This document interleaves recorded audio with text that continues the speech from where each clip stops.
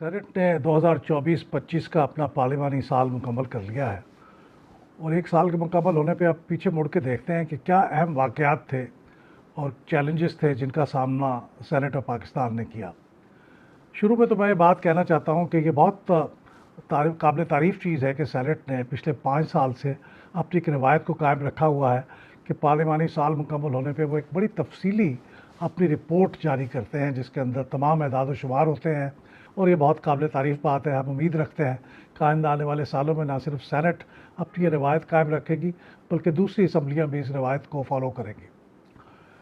दूसरी अहम बात जिसने पूरे साल सेनेट के ऊपर अपना साया डाले रखा वो ये था कि सेनेट की खैबर पख्तूनख्वा की सेनेट में नुमाइंदगी मुकम्मल नहीं थी।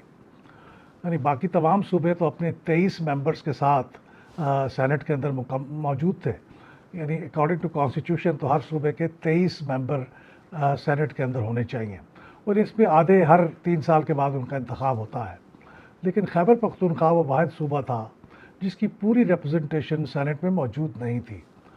यानी 23 की बजाय वहाँ पे सिर्फ 12 मेंबर मौजूद थे, जिनमें से एक मेंबर ने बाद में रिज़ाइन कर दिया, मोहतरमा सानिया निश्तर साहबा ने। तो उनके 11 मेंबर सेनेट के अंदर मौजूद रहे। बाकी 12 मेंबर या यूँ समझिए 11 मेंबर उनका इंतखाब क्यों ना हो सका, ये इसका ताल्लुक़ एक बड़े लार्जर इशू के साथ है। क्योंकि खैबर पख्तूनख्वा के अंदर जो रिज़र्व्ड सीट्स थी वो ख़वातीन की और नॉन मुस्लिम्स की, वो तकरीबन 26 के करीब ऐसी सीटें थीं जो फिल नहीं हुई। 25 के करीब सीटें, 21 ख़वातीन की और 4 नॉन मुस्लिम्स की। और वो सीटें चूँकि फिल नहीं हुई थी तो शुरू में इलेक्शन कमीशन ने अपने एक फ़ैसले के मुताबिक, जिसको बाद में पेशावर हाई कोर्ट ने भी एंडोर्स किया, ये सीटें तहरीक इंसाफ को नहीं मिली और ये दूसरी पार्टियों को तकसीम कर दी गई। इस पे तहरीक इंसाफ ने बहुत एहतजाज किया और उन्होंने फिर असम्बली का इजलास भी नहीं बुलाया ताकि वो सेनेट का इंतखाब ना हो सके, क्योंकि वो इंतखाब अगर होता तो पीटीआई को यानी तहरीक इंसाफ को उसमें बहुत नुकसान होता, क्योंकि वो सीटें जो दर हकीकत उनका दावा था कि वो पीटीआई की हैं वो दूसरी पार्टी को मिल गई थी। तो रिज़र्व सीटें अगर उनको मिल जाती तो फिर वो सेनेट की सीटें जो कि सूबाई असम्बली ने मुंतखब करनी थी उसके अंदर भी पीटीआई का हिस्सा बहुत ही कम हो जाता। चुनांचे नतीजा इस तनाज़े का ये हुआ कि खैबर पख्तूनख्वा की रिप्रेजेंटेशन आधे से भी कम असम्बली में मौजूद रही, जो कि मैं समझता हूँ कि फेडरेशन के नुक्ता निगाह से जिसमें तमाम सूबों की बराबर की नुमाइंदगी सेनेट में होना ज़रूरी है वो नहीं हो सकी, पूरा एक साल नहीं हो सकी। और ये मामला अब सुप्रीम कोर्ट में है। जब वहाँ पे ये तय होगा तो उसके बाद ही फिर हमें कुछ इसके बारे में उम्मीद नज़र आएगी कि इलेक्शन हो सकता है या नहीं। तो ये पहला तो ये मसला था जो पूरे एक साल सेनेट के अंदर मौजूद रहा। दूसरा अहम मसला जो सेनेट के अंदर एक चैलेंज की सूरत में दरपेश रहा वो ये कि हमारे कवानीन ख़ास सेनेट के हों या कौमी असम्बली के हों या सूबाई असम्बली के हों, वो ये कहते हैं कि अगर कोई रुकन अगर अपने किसी ज़ेर समाअत केस में जेल के अंदर हो यानी हुकूमत की कस्टडी में हो तो उसको इजलास के दौरान अगर स्पीकर ये चाहे तो उसको प्रोड्यूस किया जा सकता है। प्रोडक्शन आर्डर जारी करता है स्पीकर या चेयरमैन सेनेट के केस में, और उसके नतीजे में फिर हुकूमत जेल से जिस जगह भी वो हो उसको लेके आती है और वो जितने दिन इजलास जारी रहता है वो इजलास अटेंड करता है या करती है और उसके बाद वो वापस चला जाता है। तो ये हमारे यहाँ एक रिवायत रही है, लेकिन ये हमेशा इस पर अमल नहीं होता। बाद दफ़ा तो चेयरमैन सेनेट का या कौमी असम्बली के स्पीकर या सूबाई असम्बली के स्पीकर वही प्रोटेक्शन आर्डर जारी नहीं करते, और बाज़ का प्रोटेक्शन आर्डर जारी हो जाए तो हुकूमत उनकी तामील नहीं करती। तो इस दफ़ा भी यही हुआ कि सेनेट के अंदर तो सेनेटर्स, मोअज़्ज़ज़ सेनेटर्स जो कि हुकूमत की तहवील में थे, एक तो सेनेटर एजाज़ चौधरी जो कि बहुत अरसे से हुकूमत की तहवील में है, जेल में है, उनके लिए प्रोटेक्शन आर्डर सैयद रुस्तम रज़ा गिलानी चेयरमैन सेनेट ने जारी किए। और दूसरा जो थोड़े अरसे के लिए जिनको हुकूमत ने तहवील में लिया, सेनेटर ऑन बप्पी साहब, तो उनको भी प्रोटेक्शन आर्डर जारी किए। लेकिन ऑन साहब के जो प्रोटेक्शन आर्डर थे वो उसकी तामील हो गई और वो सेनेट के इजलास में आ गए, लेकिन एजाज़ चौधरी साहब के प्रोटेक्शन आर्डर की तामील नहीं हुई। उसके नतीजे में ये बात इतनी फैली कि चेयरमैन सेनेट यूसुफ रज़ा गिलानी साहब ने कहा कि मैं बतौर एहतजाज सेनेट के कार्रवाई को चेयर करना बंद कर दूंगा।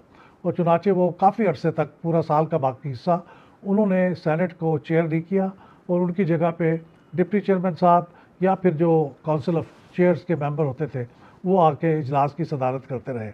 लेकिन پھر بھی سال کے اختتام تک اعجاز چودھری صاحب کو سینٹ کے اندر پیش نہیں کیا گیا. اور یہ بھی ایک اپنی نوعیت کا ایک منفرد واقعہ ہے کہ سینٹ کے چیئرمین نے پروٹیکشن آرڈر جاری ہونے کے بعد اس کی تعمیل نہ ہونے پہ احتجاج کیا ہو اور بطور احتجاج سینٹ کی چیئرمین شپ نہ سنبھالی ہو. تو یہ بھی بہت ایک اہم واقعہ تھا جس کا ذکر کرنا ضروری ہے. اس کے علاوہ ہمارے ہاں جو مختلف واقعات ہوتے ہیں ان میں اہم ترین جو قانون سازی ہوئی اس ارسطا میں، اس میں 26ویں آئینی ترمیم تھی. وہ سینٹ سے بھی پاس ہوئی. اس کے نتیجے میں ہماری جو اعلیٰ عدالتیں ہیں ان کے اختیارات پہ اور ان کے جو مختلف یعنی کانسٹیٹیوشنل امینڈمنٹ، کانسٹیٹیوشنل بینچ بنا دیا گیا.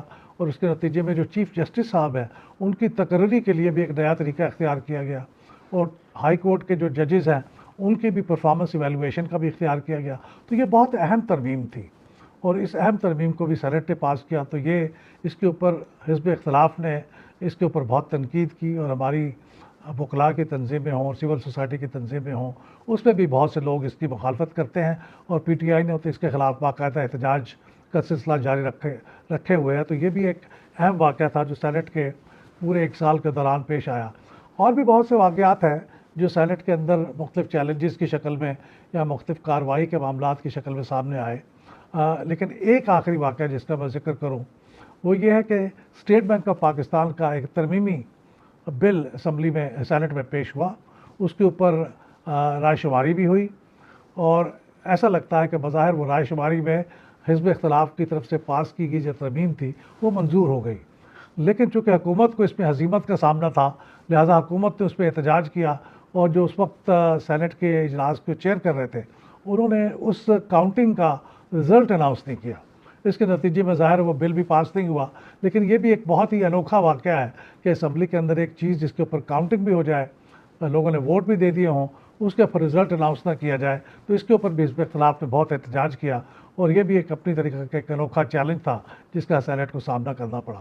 تو اور بھی بہت سے واقعات ہیں لیکن یہ اہم ترین واقعات تھے جن کا ہمارا خیال تھا کہ ہم احاطہ کریں ایک سال کے اختتام پہ. یہ تمام واقعات جن کا میں نے ذکر کیا ہے اور اس کے علاوہ بہت سی تفصیلات یعنی سینٹ کی کارکردگی سے متعلق اس نے کتنے بل پاس کیے، اس نے کتنے گھنٹے کام کیا اور پچھلے سال سے اس کا کیا تقابل تھا، یہ ساری باتیں پلڈاٹ نے اپنی سالانہ سینٹ کی شہریوں کی طرف سے مرتب کردہ کارکردگی کی رپورٹ میں اس کا تذکرہ ہے.